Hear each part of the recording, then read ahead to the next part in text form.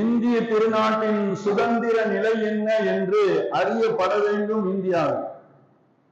ஏனென்று சொன்னால்,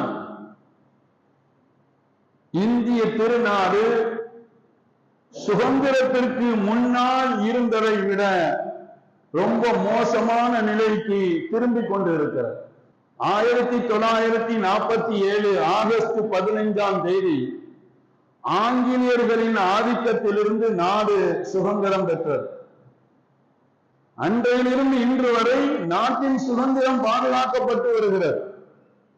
1947 நம்மோடு சுதந்திரம் பெற்ற அந்நிய நாடுகள் எல்லாம் பெற்ற அந்த சுதந்திரத்தை முழுமையாக அனுபவித்தார்களா என்றால் இல்லை என்று வரலாறு சொல்லித்தரும். நாட்டு நடப்பு நமக்கு சொல்லித்தரும்.